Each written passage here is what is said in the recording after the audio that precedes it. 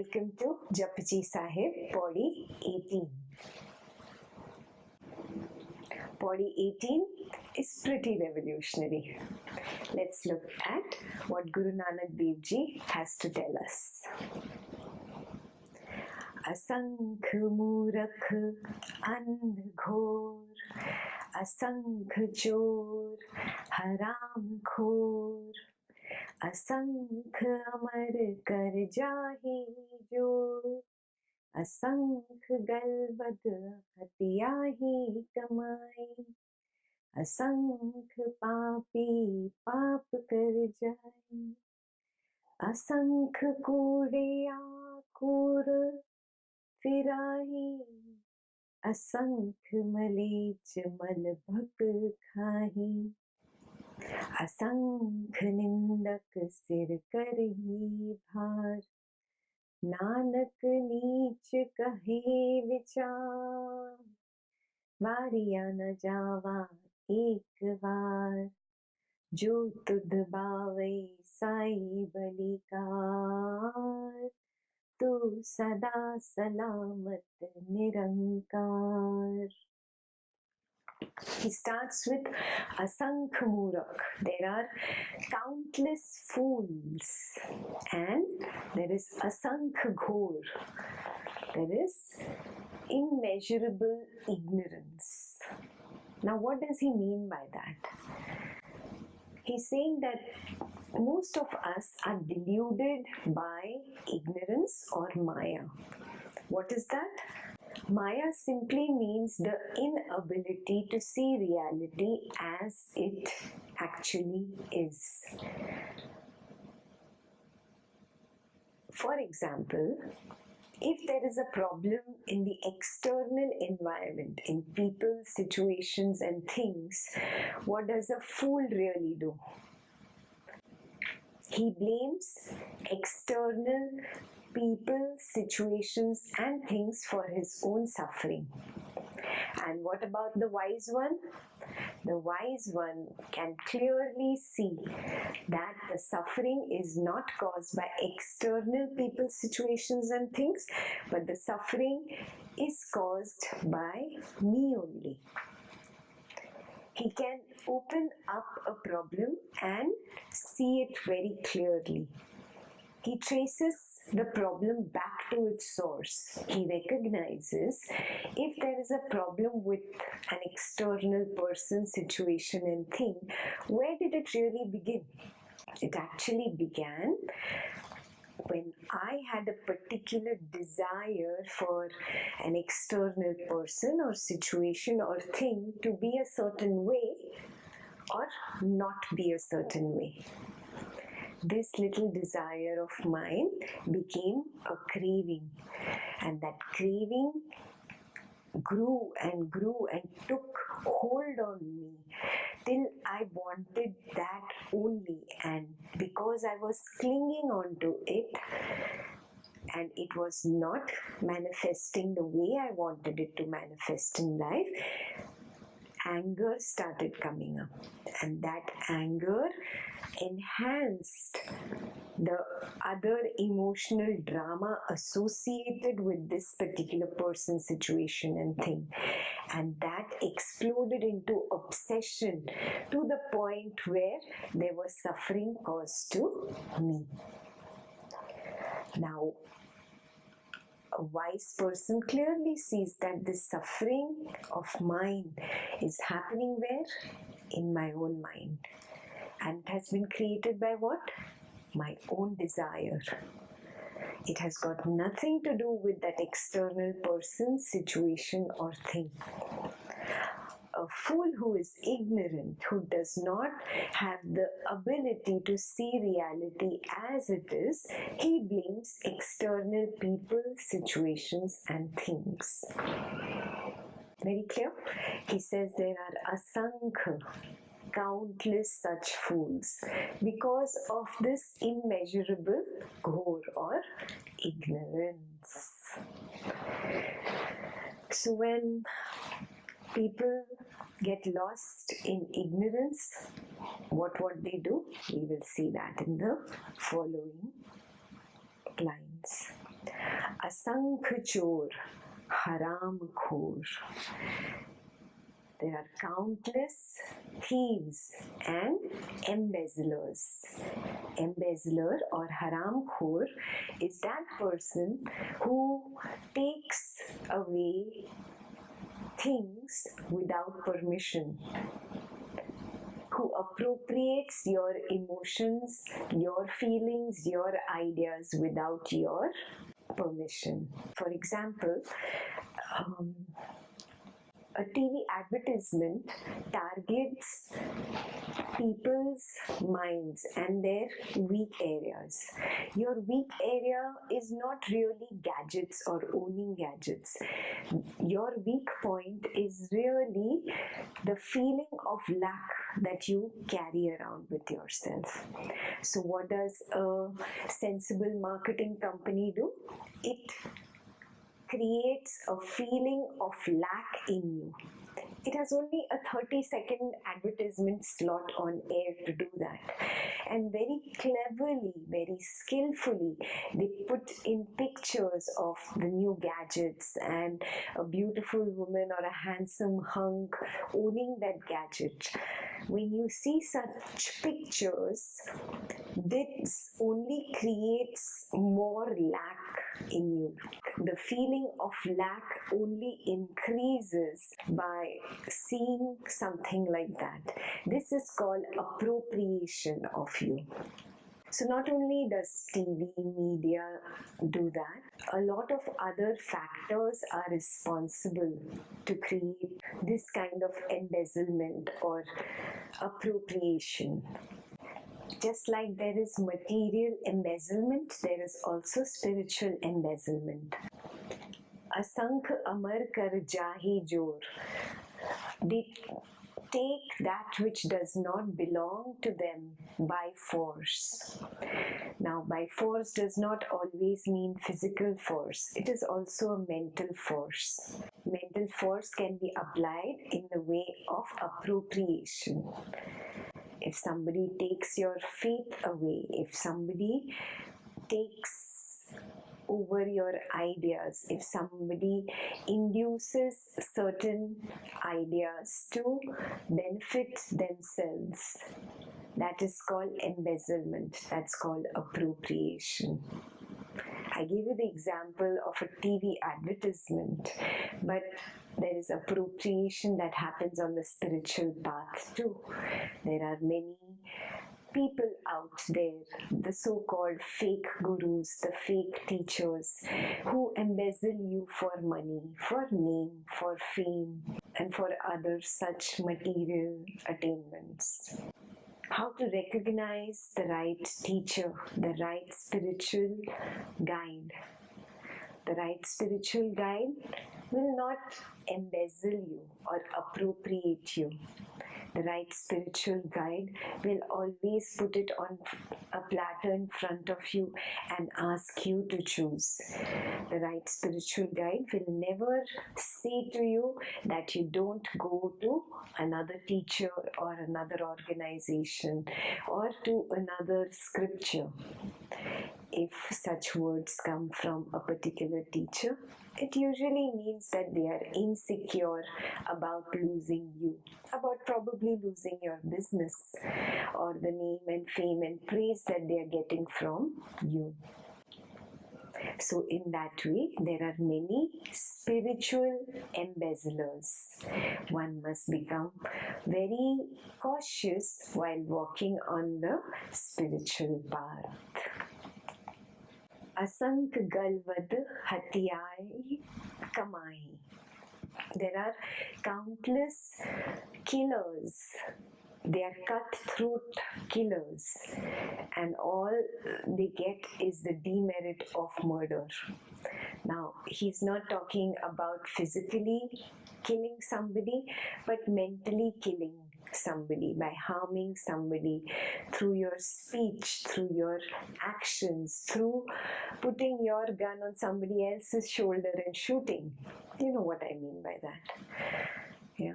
So such mental politics, mental corruption is also a form of hatya. Yeah, hatya means murder. So you not only do physical murder, they also do mental murder. Asankh papi paap kar jaye. There are countless sinners who do various kinds of sins. Asank Kuriyar, Kure Firai. There are countless liars who are wallowing in their own pus of lies. These are the unfortunate people. They cannot but lie. They are so seeped in their own lies. You know, to remember one lie, you have to work so hard, and then now the second time when you talk about the same scenario, you have to remember the lie you said in the first scenario and repeat that same lie in exactly the same manner. That is the way they value in their own pus of lies. The lies keeps increasing and increasing and increasing. Such people are very unfortunate. They suffer a very strong karma phalam. It all comes back to them. Is karma phalam always 1:1? Somebody asked me. He gave me an example. If I kill a cockroach, will I be reborn as a cockroach?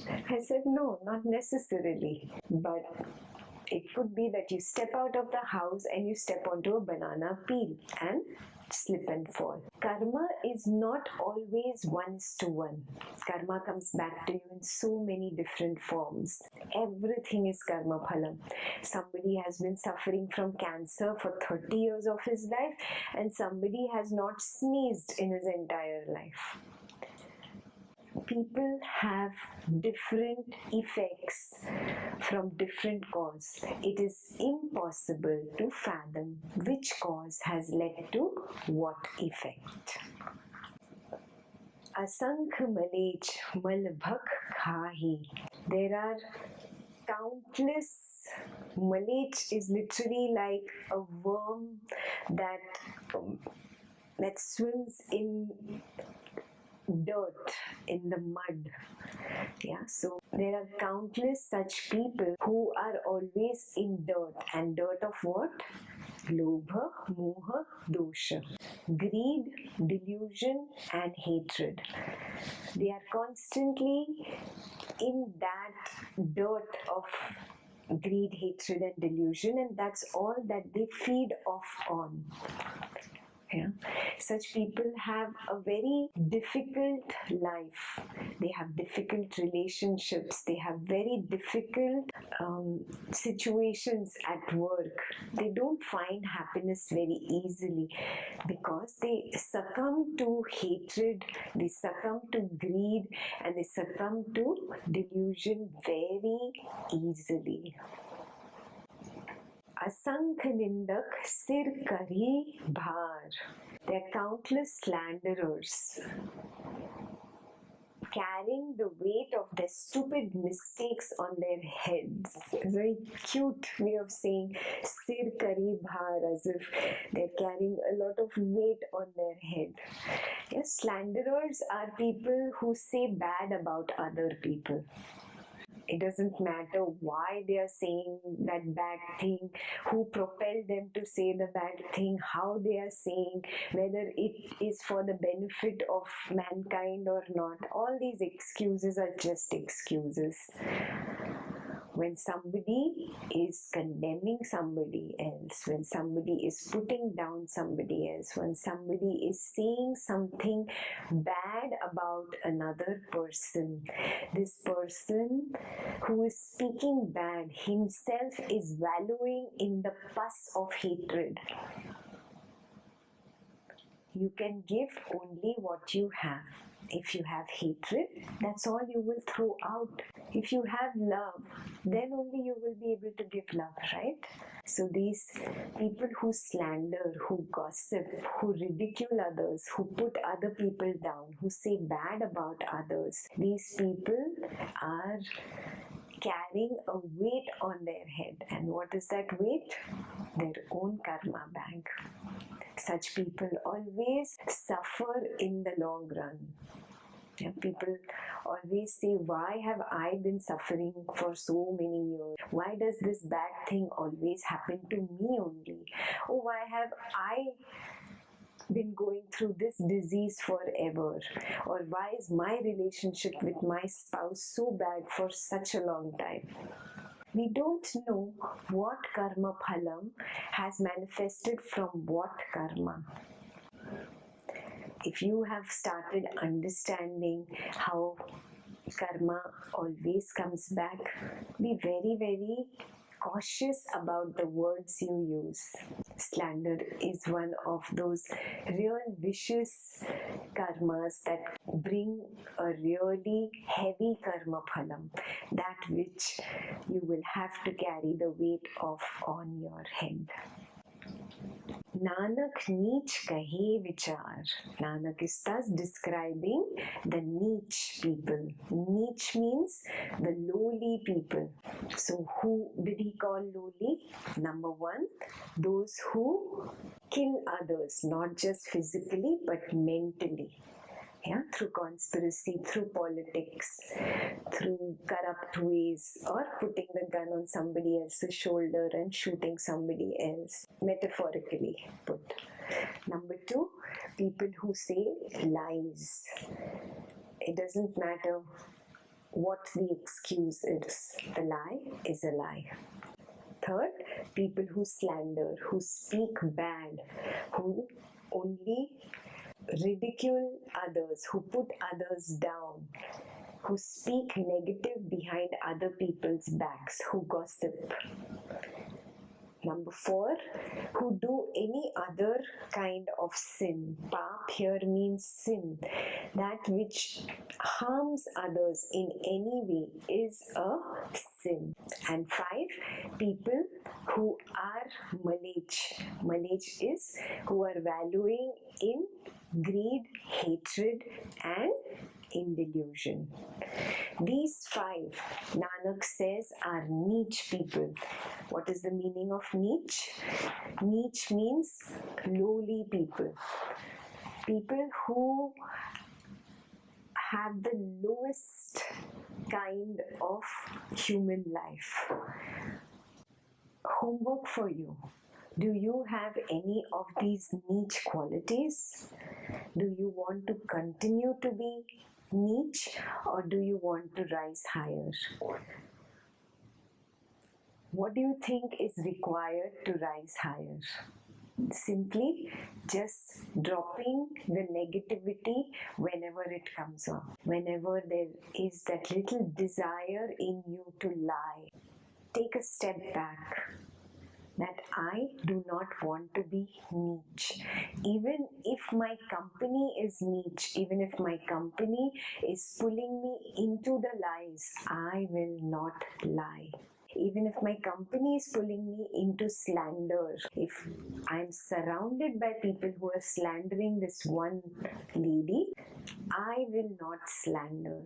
Then only can you move higher than these people who are Neech. Apply these few things in life and rise higher, says Nanak. Variya na jaun ek baar. The power of this flow is so strong, is so enormous, it is so magnificent that even if I sacrifice myself 1,000,000 times, it will not be sufficient. Variya na jaun ek baar. जो तुध पावे साईं बलिहार, तू सदा सलामत निरंकार. He says, you just surrender to the flow. Be grateful for whatever is. It doesn't matter if it is good or it is bad. It doesn't matter whether it is a shower of petals or a shower of thorns. Embrace both willingly, happily, voluntarily. But do not succumb to being a Neech. Do not give in to being niche by doing these 5 lowly acts. That is the way Nanak says that when you surrender to the flow, you rise higher. You are no more counted amongst the lowly people. Giving yourself to the flow is not a problem for anything else within you other than the ego. The ego is not ready to give up its stand of doership. But really, take a moment, close your eyes, go within and try to find this ego. Try to find the one who said I. And you will see that he does not exist. When you go to look for him, he's not there. You will just meet silence, quietness, a background screen that does not speak. That background screen, that silence, that quietness is the flow, is hukum. It is constantly flowing. It is always there. You cannot say that there is a moment when it is not there. It is always there. The thoughts come up on the screen. The noises of emotions and sensations happen inside the silence. The silence is like the space around all this chaos. The wise one can see that the silence is all pervading, just like the space is all pervading here. And he just surrenders to that silence, surrenders to that space, that awareness. Surrendering to the space, to the awareness within you. That itself is surrendering to God, surrendering to that Guru Tattva which is within me.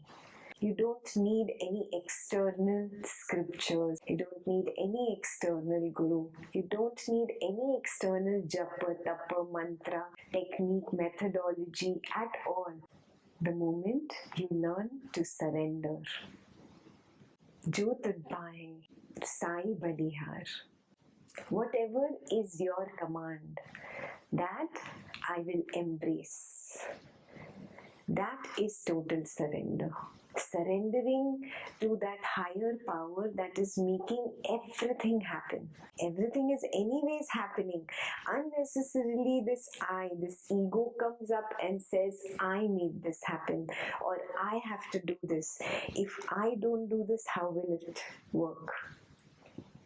This is just an illusion. Everything is happening. Everything is happening. The I comes up later and claims ownership. Drop, relax, let go. It is just an illusion. One who can go beyond this illusion of the I. He is the one who establishes in the flow. He is the one who can say, Jo teri marzi, whatever you say, whatever is your command. He is the one who can bow down to the hukum. Jo tudbhave, Sai balikar, tu sada salamat nirankar. Whatever is your command, that is what will be right for me. This understanding comes only by recognizing that I thought is just an illusion. Till the time you don't recognize that the I comes later and claims ownership, you will not be able to surrender totally. Your surrender will be 50-50. And 50-50 is not surrender really. Anytime I can surrender to you and I can take my surrender back. 100% surrender happens when you recognize that ego, that I, that which keeps interfering with the flow of niyati does not exist. And how will you recognize that? Simply by looking at the flow. Look at your own past. Do you think whatever you got in your past, or whatever you lost in your past, was that because of you? Look at your today. Whatever you have got today, or whatever you have lost today, was that because of you? Really looking intricately at your own life, at the happenings in your own life. Relationships came, relationships went. Situations came, situations went. Things came, things got destroyed. There was a flow in people, situations, and things. They entered the stage, they played for a while, and they exited. Neither was their entry time in your hands, nor was their exit in your hand. Even when they played on that stage, it was not in your hands. You are just a puppet on the stage. The day you recognize this, you stop the unnecessary drama. The I, the so-called deluded I, drops away. And it becomes very easy to surrender to the flow. Jo hukum. Whatever you bring my way, I shall embrace that. Whether you shower flowers or you shower thorns, I embrace both equally. This must be for my own good. I leave you with a beautiful Rumi two-liner. Rumi was a poet, and he said, I did not get here of my own accord, and I won't leave that way. That which got me here will get me home. I did not get here of my own accord, and I won't leave that way. That which got me here will take me home. Go home. That's where you are thirsting to be. Go home. Go home.